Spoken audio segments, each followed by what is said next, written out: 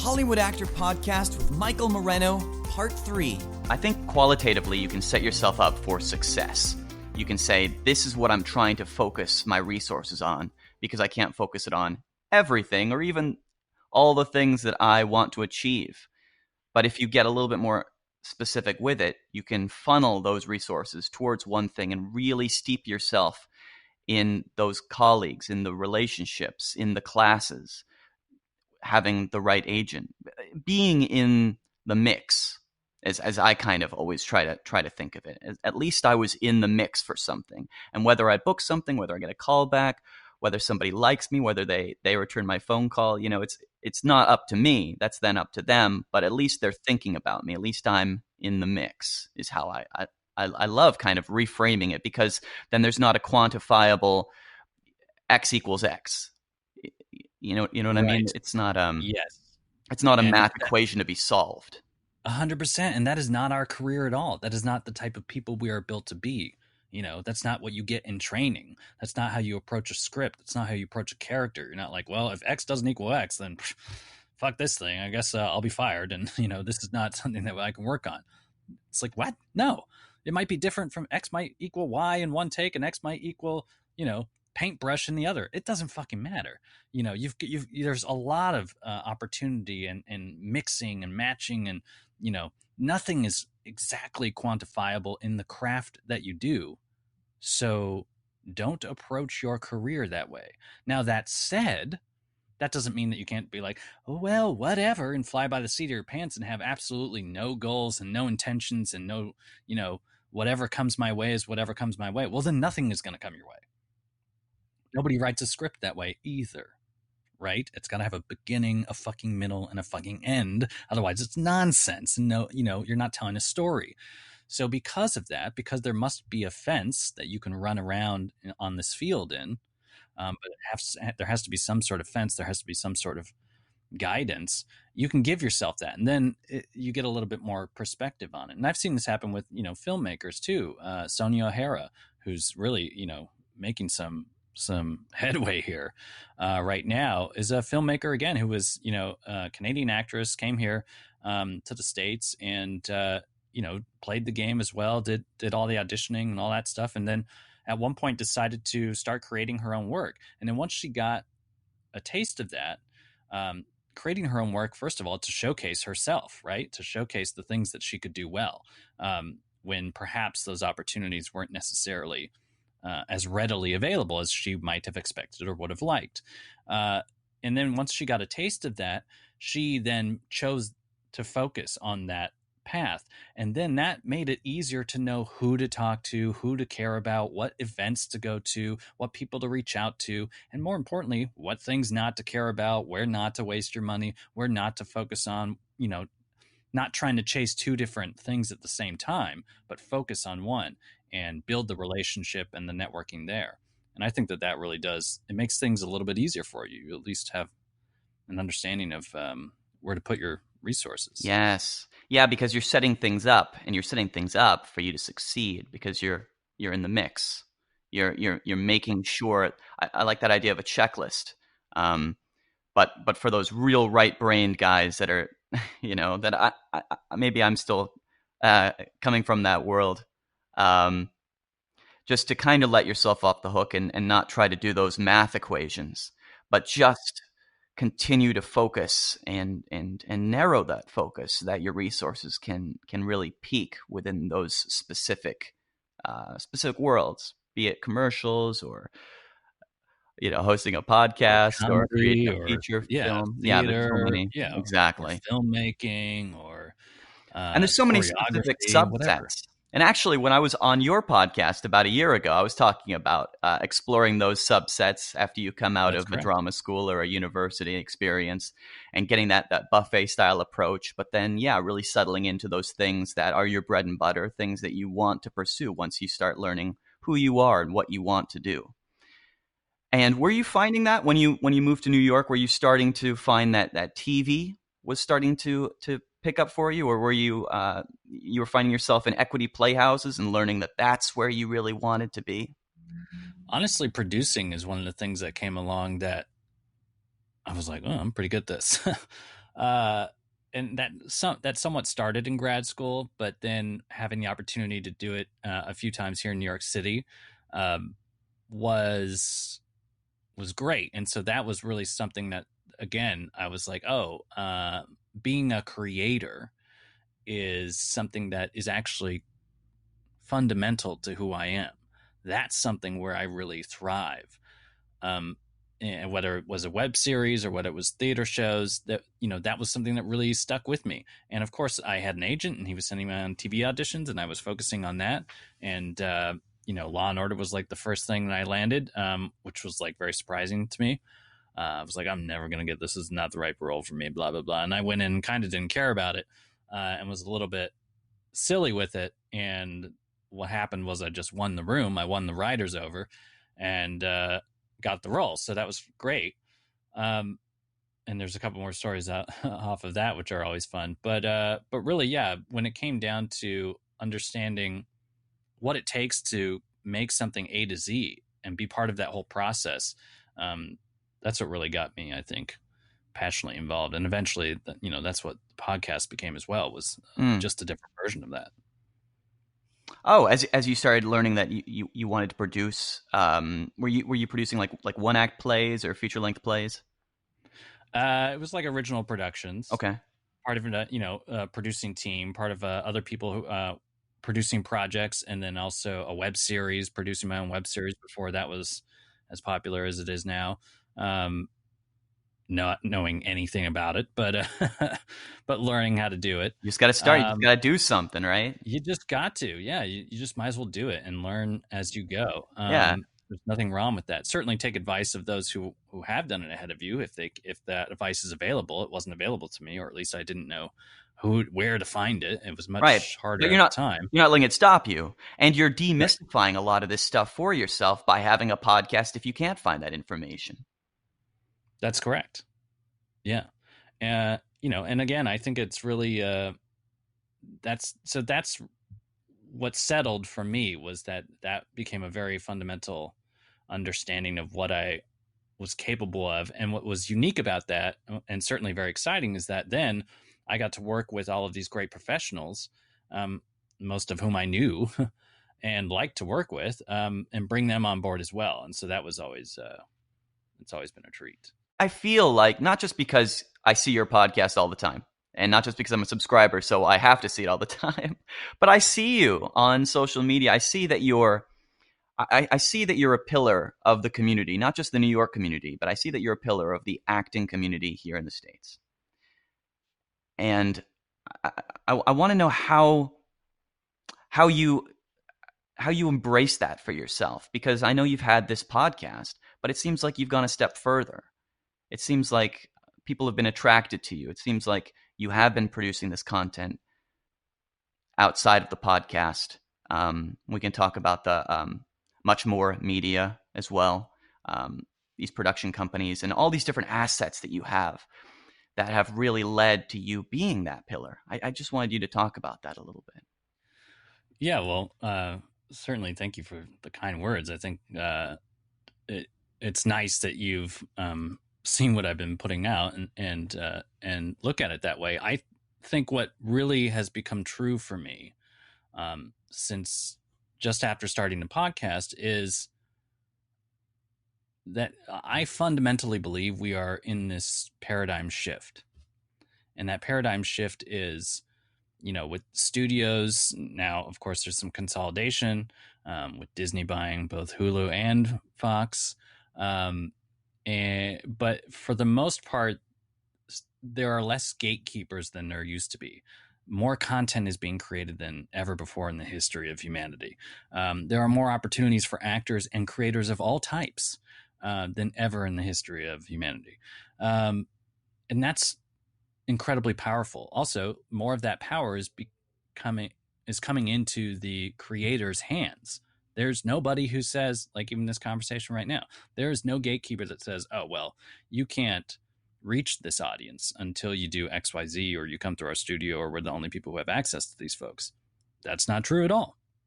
You can build whatever audience you care to. You can tell whatever stories you like to, because that audience is available and they're listening and they have 24/7 access. So that's a very, very, very powerful thing. And I've seen that over my time here in New York City, slowly becoming, over the last decade, seeing this all grow. And then, of course, talking to professionals on the podcast and hearing that reflected back to me from those who are living it and those who also are trying to help more of this content and this process become even bigger and better. And so I've taken it on as very much a mission of mine to help encourage actors and creators at large to think of themselves as businesses who now have this opportunity in front of them. Just like, many, a mom and pop business or some sort of small business somewhere. It's like, if you walked into them and they were like, oh, we don't have a website. You'd be like, what? What are you doing? Why do you, it literally cost nothing. And, if I can't find you on Google, then I'm sorry, but you don't exist. Like, that's just the world that we live in. And, so they're going to run into all these challenges and they're going to be like, oh, why? What's going on? Like, why can't we, X, Y, Z and grow and this, that, and the other thing? And it's because they're not taking, advantage of the opportunities that are right there in front of them. And again, we live in this new age and it is evolving.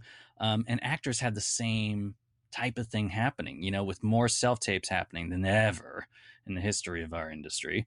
They have more opportunity to be in that public conversation, to be seen than ever in the history of our industry.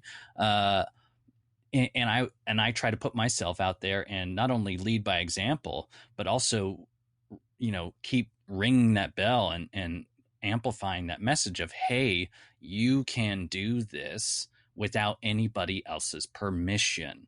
You can go do it. You can go, drop stuff off at casting directors. You can go push yourself. Your agent is somebody who makes 10% because they do 10% of the work. You got to do 90. You can go get it. If you're not getting XYZ, you can create it. You can find that audience. You can build your website. You can run ads for yourself and your projects and your fundraising. You can do all of it. It is all available to you. Absolutely nobody is preventing you from doing it. And it all relatively costs very little, which is incredible, right? And you can go reach these people. You can take masterclass and learn from experts. I mean, it's just, you could take a video course with, let's say Bob Krakauer or whatever. He's not doing that, but if he was, he would be making a ton of money. You could go learn from these experts, right? They're all reachable. I mean, hell, on Twitter, you could ask Will Smith a question and he might respond. These people are reachable. That didn't exist 10 years ago.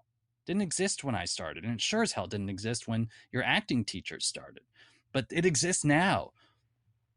You can figure it out. We have to embrace it. Take advantage of it. We have to embrace that. It's so life-affirming, that message. Yeah. I mean, it's basically someone coming in saying, do you realize that you can fly? And you're like, what? Yeah, everybody's running around walking on their legs, but you can fly. You just have to do it. Once you take advantage of it, you're like, yeah, but nobody else is flying. Nobody else is doing that. I'm going to look weird. Yeah, but you'll be flying. You will fly. You'll have everything open to you. Nothing will hold you back. No one needs to give you permission. And you can come back down if you like, and you can go right back up again whenever you choose. And that makes me so excited too. That's a big jumping off point for the podcast is how do we find that community and how do we share that good news? Because the news is so good. It's so life affirming. It's so freeing. We don't have to shut ourselves down. We don't have to feel bad about ourselves because we haven't created enough or met the right people, because we can. It's still possible. We're still living today. The day is not over, and tomorrow is another day. We still have all these endless opportunities and different avenues that are opening up all the time.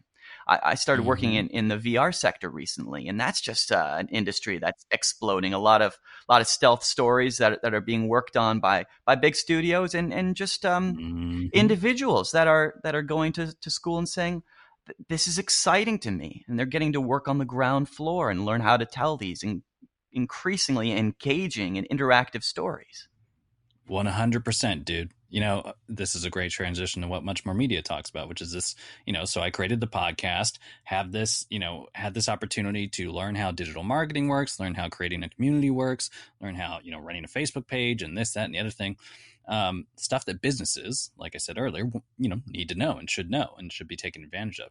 So then businesses came to me and were like, hey, can you help us do XYZ? Okay, fine. Let me help you with this, that, and the other thing. Oftentimes it was like Facebook ads, but the reason why this company now exists, and the reason why it's called Much More Media, not Much More Video. We started in video, and that was the thing I knew, and I had access to, video production people and people that I've created stuff with in the past, and actors and filmmakers, and I had access to all these creative people, so I might as well plug them into the business world. But I love having this perspective that the media market is just going to keep growing and growing and growing and growing. So that's why we're called Much More Media, because VR may soon be a thing that you need to create a story for. And we're here to do that for you, whether you're a business or whether you're a creator. And I like to view it as this is the main mission, right? Teach creators that they're a business. When they think of themselves as a business, they will be selling their product. They will be pushing themselves. They will be looking for other businesses who buy and to partner with their business, right? And then teaching businesses that they need to be storytellers, and which is now true more than ever, because things are becoming closer to you, right? Like the VR, and that soon it's going to be in your glasses. And when Alexa is in your car and your car is driving itself and the windows become TV screens, there's going to be a different experience of the ad marketplace. There's going to be a different experience of content that people are putting out there. When Uber starts to create TV shows or content, quote unquote, to deliver to you inside of the vehicle that they own that is driving you by itself, there's going to be a different need to tell a different story, because you're having a different experience. And especially in glasses, it's so up close and personal. You're going to have to tell the story over a longer period of time. You can't just come in and say, buy a Snickers. Like that, people are going to be like, nope, turn that shit off real quick, because that's in my personal space. But storytellers are really good about capturing attention, holding your attention, talking about something deep, making that connection. And now a brand and a business can take advantage of that. Well, guess who knows a bunch of storytellers? Mike Moreno sure does. And now they've treated themselves as a business, so they're more than likely to help you as a business. So let's bring those two things together. And that's really my big vision and mission there. That's perfect. How do you work with those companies? Do you show them all those different options, or do you actually help them create those stories? Well, in many ways, we help them. So it's like I said, it started with doing video production essentially, and that video production was focused on advertisements for Facebook, even if they were like 2-minute brand trailers or a 30-second ad. But then really very quickly it became, I started to realize, what really does work here is having a overall content strategy. Because while we can help you make a 30-second ad, while you have all these professionals here, wouldn't you want to tell some stories of behind the scenes? Wouldn't you want to tell a story of how you got started? You business owner, let's feature you. Let's feature some of the people who are, working at the desk here, the call center. Let's have some testimonials from people who have used your services and love it. If you could do 10 videos for the price of one, or for certainly the time period that it takes, and having all the professional people here, then you're going to be able to tell such a richer story. And people are going to be able to follow you on a journey with this content that you're putting out.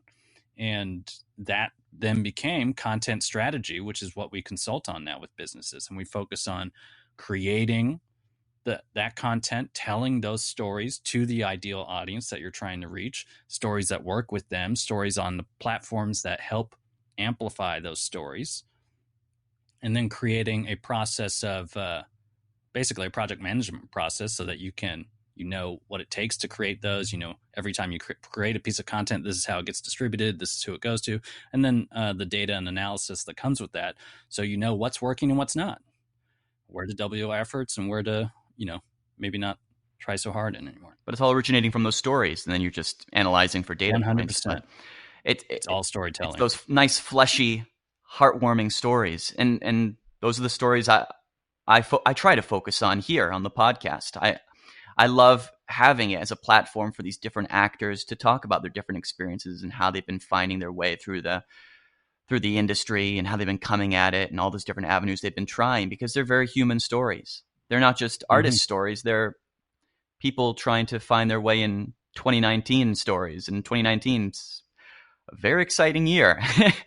Every year seems to, all these different expos, they're releasing all these different new technologies, and we start integrating them, and companies start buying up other things and consolidating. I mean, our world is changing so rapidly, and it's an extremely exciting time to be alive. But finding those strategies and learning how we can continue to pursue our careers and our lives is something that it's nice to be able to hear from a different actor's perspective.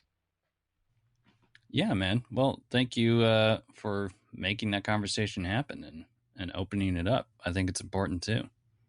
I think it's really, really important. And Mike, as a final question, I just wanted to learn. I know that you have the Actor CEO podcast, and that's how you touch a large community of actors.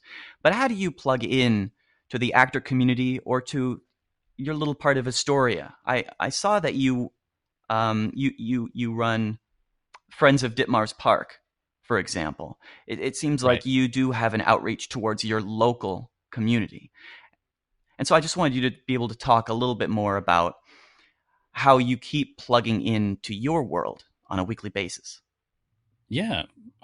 Great question. Well, so my work with Friends of Ditmars Park, which is a local park, just a couple blocks away from me, really came from having a son who's now 3 years old, almost four, and then having an opportunity to actually go explore this park. I just would never have gone in it had I not had a kid who, I wanted to take outside and, was born in the summertime and, had get the experience at the park and be outside and do these things.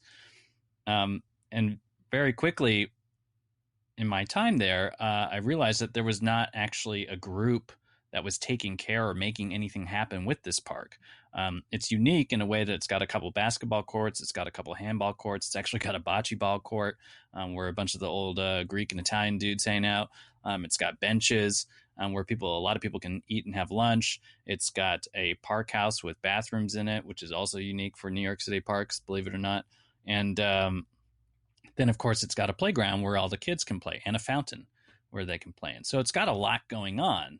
And as it turned out, I was there one time. I saw these city council people coming through. They were looking at stuff and making notes and asking people questions. And they got around asking me, what is it that you would want to happen in this park? Perhaps what is it that could be improved or whatever? And so I gave them some insight, and they said, "Well, wow, this is some good information. Do you have you ever thought about starting an advocacy group?" I was like, "I don't know what that is." And so they told me basically it's a group of community members who can advocate and get funding for the park to get some of these things done that you're mentioning. I said, "Oh my God, then I will start one." And so I started it. And, for the last almost 4 years now, not only have we been getting some funding for projects in the park, which, certainly connect the community. We can plant some flowers and trees and do some painting projects and cover stuff, but also being able to get projects on the ballot to have things voted on to actually get like real money, like 250 grand to maybe redo the basketball courts, actual real improvements. But in addition, raising awareness for the community at large, being connected through that park to actually help them sustain themselves. And what I mean by that is, for instance, here in my local neck of the woods, sometimes it can be difficult to find fresh produce. So I did a survey through Google Forms, and I put it out. I put out some flyers and stuff and gave people a link to go back and answer some questions on the survey. Got 350 people from my community to put in input to this survey, and it automatically collects that data and gives you some breakdowns. And then I was able to take that breakdown to my city council member and basically email it to them and say like, "Hey, this is my community, this is your district, and this is what they're asking for. Is there a way to make this happen?" And so for the last 3 years, 10 grand has been earmarked for a farmer's market in that park. And so now that's Wow. bringing fresh local produce right to my community. And I'm like, you see, this is available if you go ask for it. Now, of course, I had to be told that, to start the group to actually make that even possible. But yeah, just going out and getting it like that. And again, like that's one of the things that I do specifically to stay connected to my community. And it came out of, a need and a desire of mine with my son, trying to get out and do things, but then discovering little ways that I could actually improve the environment around me and the community that I live in, and, what little action it actually took to make that happen. And so, actually pushing yourself to commit to those things. And if you see something where you're like, if I could just find the time to do X, Y, Z, then I actually might be able to make this better, or have an opportunity here, or maybe hire my friends, or whatever it might be. I guarantee you could probably find the time if it's important, if you focus on it, if you give yourself, if you make that a priority. Thanks for listening to the Hollywood Actor Podcast. If you enjoy this content, don't forget to rate and review on Apple Podcasts or wherever you're listening.